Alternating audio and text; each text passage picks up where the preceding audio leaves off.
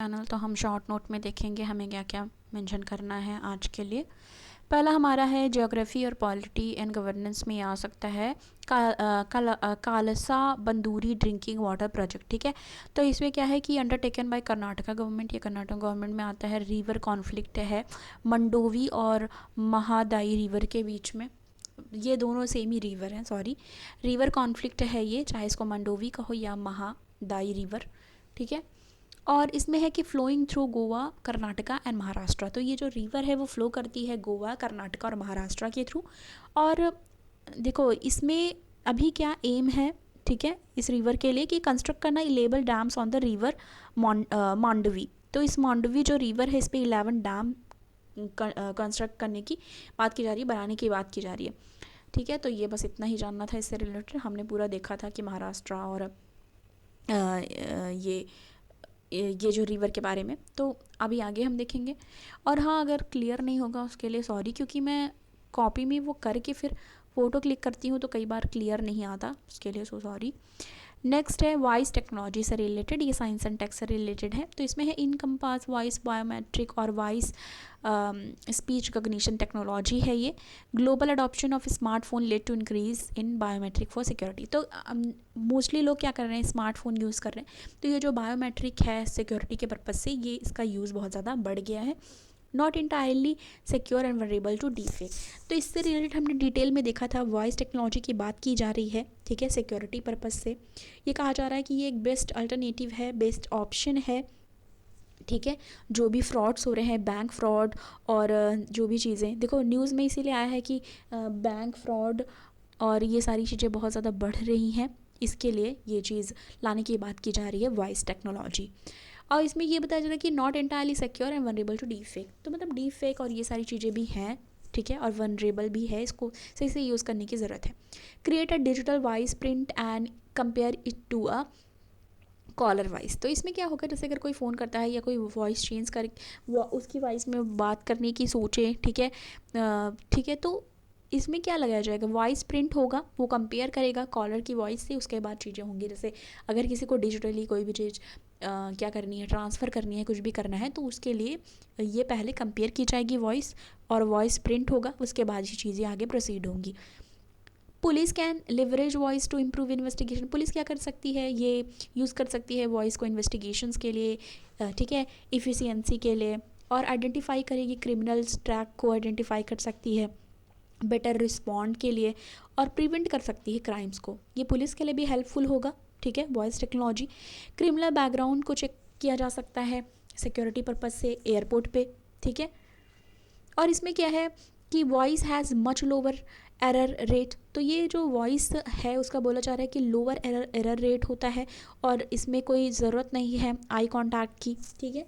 High accuracy authentication होगा, ठीक है, और ये sensitive enough to detect if someone is impersonating the user और प्लेइंग अ रिकॉर्डिंग।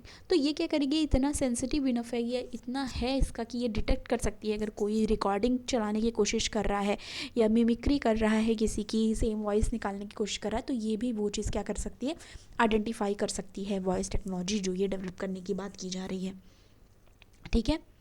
तो यहाँ पे ये चीज़ है। और इसमें है voice could be excellent tool for government to disburse money for various scheme and verify the proof if verify the proof of life of pensioner from their home। तो इसमें क्या है कि जो गवर्नमेंट की जैसे स्कीम्स है उसके लिए भी ये हेल्पफुल है, साथ ही साथ जो पेंशनर हैं, ठीक है, वो लाइफ प्रूफ जो है वो घर से ही उनका लाइफ प्रूफ और ये सारी चीज़ें जो करनी होती है, इंपॉर्टेंट होती हैं, वो सारी चीज़ें घर से ही की जा सकती हैं, तो उसके लिए ये इंपॉर्टेंट हो जाता है। नेक्स्ट है कर्नाटका महाराष्ट्र बॉर्डर रो। कर्नाटका महाराष्ट्र बॉर्डर रो से रिलेटेड है, उसमें है बालागावी की बात की जा रही है। तो ये एक जगह है, ठीक है, और इसमें है कि ये कर्नाटका के अंडर में आता है, मराठी स्पीकिंग पीपल यहाँ पे ज़्यादा है। स्टेट रिकग्निशन एक्ट 1956 ने डिक्लेयर किया था बालागावी को एज पार्ट ऑफ कर्नाटका, ठीक है। फिर महाजन कमेटी रिपोर्ट्स आई, उसने भी ये चीज़ बोली, ठीक है। From 2006 Karnataka started holding winter season of legislature in Belagavi. तो बालागावी में क्या करने लगी कर्नाटका, वो अपनी विंटर जो सेशन है, विंटर जो भी सेशन है लेजिस्लेचर का, वो वहाँ पे करती है। अब नेक्स्ट हमारा एक आया हुआ है न्यूज़, इंपॉर्टेंट है, BCAS, bureau of civil aviation security. तो आपको पता होगा कि थाईलैंड से फ़्लाइट आ रही थी, तो 2 पैसेंजर आपस में भिड़ जाते हैं, ठीक है। उससे रिलेटेड न्यूज़ बहुत ज़्यादा न्यूज़ चैनल्स और ये सब में दिखाया जा रहा था, तो उसी से रिलेटेड हमारा एक आया हुआ है BCAS, उसके बारे में पढ़ना है, bureau of civil aviation security. हमें वो स्टोरी नहीं जाननी, हमें ये फेनोमेना जानना है कि BCAS है क्या, bureau of civil aviation security. ये एक इंडिपेंडेंट क्या है, इंडिपेंडेंट डिपार्टमेंट है जो इस्टेब्लिश हुआ 1 अप्रैल 1987 में, मिनिस्ट्री ऑफ सिविल एविएशन के अंदर आता है। और ये किस चीज़ के लिए है, monitoring the implementation of security rules, monitor करना सिक्योरिटी रूल्स को, रेगुलेशन और कैरी आउट करना security, survey of security needs, जो भी चीज़ें हैं सिक्योरिटी नीड्स वो सब क्या करना, फुलफिल करना। Planning and coordination of aviation security, plan करना, कोऑर्डिनेट करना एविएशन सिक्योरिटी का, ठीक है। और इसमें क्या है कि सरप्राइज एंड डमी चेक भी वो लोग करते हैं, मॉक एक्सरसाइज और टेस्ट इफिशिएंसी को भी चेक करते हैं। तो ये इस चीज़ के लिए था। नेक्स्ट हमारा ये भी बहुत ज़्यादा इंपॉर्टेंट है, रिमोट इलेक्ट्रॉनिक वोटिंग मशीन। अब देखो कोई ऐसा नहीं है कि मैं इंपॉर्टेंट बोल रही हूँ तो मैं खुद से बोल रही हूँ। ये सारी चीज़ें जब भी हमारे जो सिलेबस है, जो भी जितने भी लोग प्रिपरेशन कर रहे होंगे आप सब, तो देखा होगा कि सिलेबस में बहुत सारी चीज़ें डायरेक्ट मेंशन रहती हैं, ठीक है। डायरेक्ट चीज़ें वहाँ पे मेंशन रहती हैं, जैसे टेक्नोलॉजी से रिलेटेड चीज़ें आती हैं जो करंट में होती हैं। अब इलेक्शन प्रोसीजर से रिलेटेड आती हैं, इलेक्शन कमीशन ऑफ इंडिया से रिलेटेड आती है, तो पता चलता है कि ये चीज़ इंपॉर्टेंट है। अब जैसे यहाँ पे बात की जा रही है कि रिमोट इलेक्ट्रॉनिक वोटिंग मशीन के बारे में, RVM, EVM के बारे में हम सब ने बहुत दिन से पढ़ा था। जब EVM चर्चा में आया था तो तब तो जो हमारे सीनियर्स रहे होंगे, जो जिन्होंने प्रिपरेशन करी होगी, तो उन लोगों ने ये चीज़ पढ़ी होगी, क्योंकि उनके टाइम पे EVM था। अभी RVM की बात चल रही, EVM अभी भी है, ऐसा नहीं है कि मैं ये कह रही हूँ EVM हट गया है। EVM उस समय बहुत करंट में था, न्यूज़ में रहता था, ठीक है। जब मोदी गवर्नमेंट आई, EVM से बहुत सारे डिबेट भी होते थे न्यूज़ चैनल्स पे। तो अभी RVM की बात हो रही है, रिमोट इलेक्ट्रॉनिक वोटिंग मशीन की बात हो रही है। तो इसमें ECI has developed prototype for RVM के लिए इलेक्शन कमीशन ऑफ इंडिया ने क्या किया है, डेवलप किया है प्रोटोटाइप।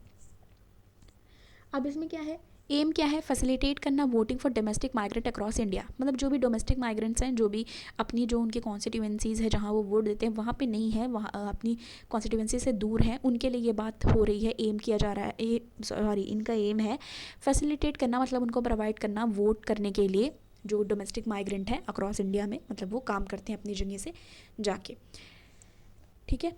इसमें है major move to increase voter participation. तो ये एक मेजर मूव होगा, ये एक बड़ा मूव है इंक्रीज़ करने के लिए वोटर पार्टिसिपेशन, क्योंकि हर बार देखो क्या होता है, एक जागरूकता फैलाई जाती है कि सब लोग वोट दें, ठीक है। बहुत सारे न्यूज़ चैनल्स वगैरह में आते हैं, बहुत सारे जो बैनर्स और ये सब लगाए जाते हैं कि सबको वोट देना है। तो ये एक और अच्छा मूव है, क्या कर देना, इंक्रीज़ कर देना वोटर पार्टिसिपेशन को।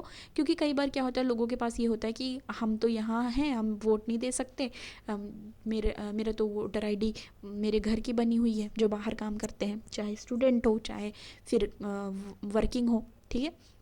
तो उनके लिए एक अच्छा ये चीज़ किया गया है, ये अच्छी मूव लिया गया है। After focus on youth and urban apathy, remote voting will be transformational initiative for strengthening participation in electoral democracy.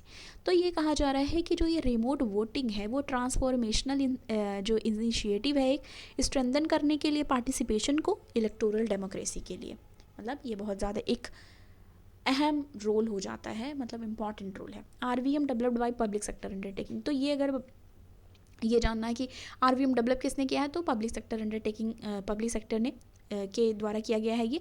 और इसमें है can handle up to 72 constituency, और ये 72 कॉन्स्टिट्यूंसीज तक हैंडल कर सकती है from a single remote polling booth.